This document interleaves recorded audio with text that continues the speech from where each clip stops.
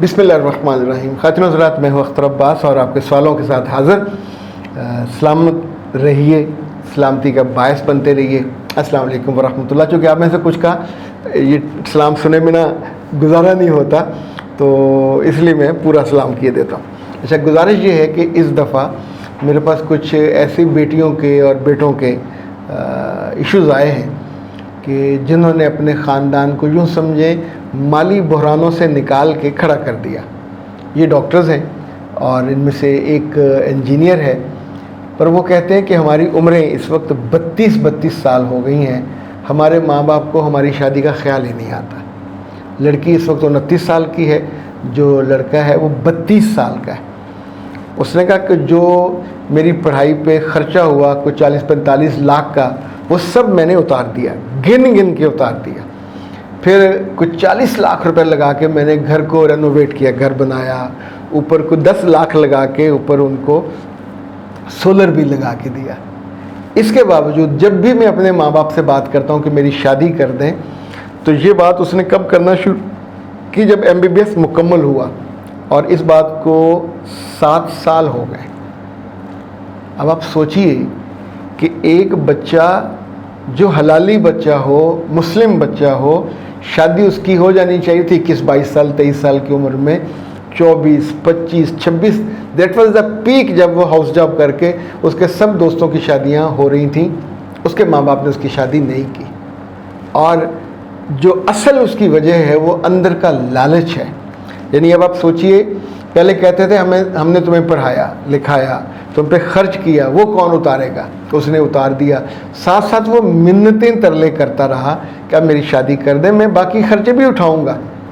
अब उसके 4-5 भाई हैं, जो जब पूरी स्टोरी मैंने सुनी तो मैंने उससे कहा कि मुझे लगता है कि तुम्हारे माँ बाप चाहते हैं कि तुम्हारे जो बाकी बहन भाई हैं वो कभी मर्द ना बने, वो हमेशा सकर्ज रहें।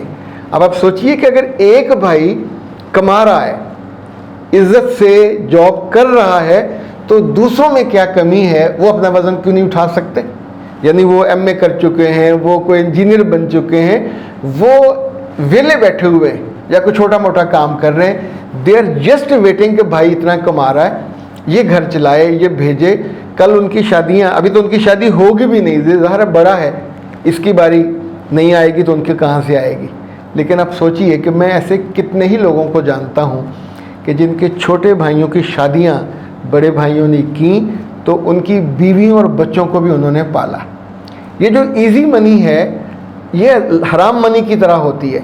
यानी घर में जब आ रही है, आपको उसका कोई दर्द नहीं होता, खाने में, पीने में, उड़ाने में, ज़ाया करने में, कभी नशे करने में, कभी जुआ खेलने में, किसी न किसी काम पे वो लग जाता है, चूँकि आपको तो उसका हिरक ही नहीं होता। हिरक कहते हैं दुख, तकलीफ़, आपको तो उसका कुछ फीलिंग नहीं होती।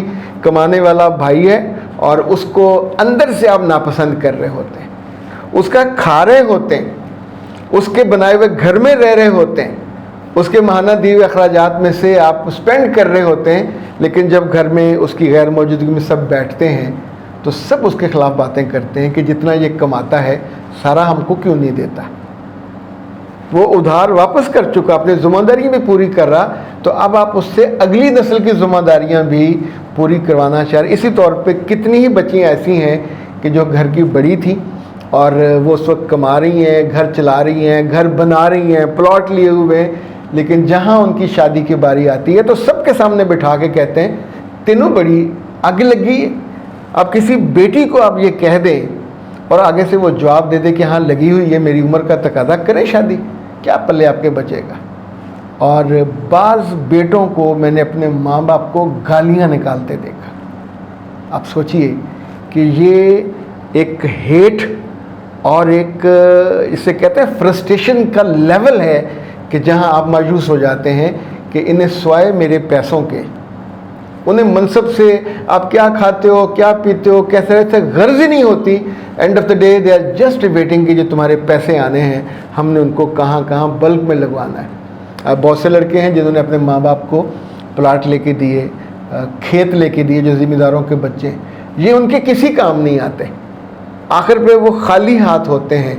तो आपको नहीं लगता कि जिस लड़के को या लड़की को आपने पढ़ाया उसको क्या ग़ुलाम बनाने के लिए पढ़ाया?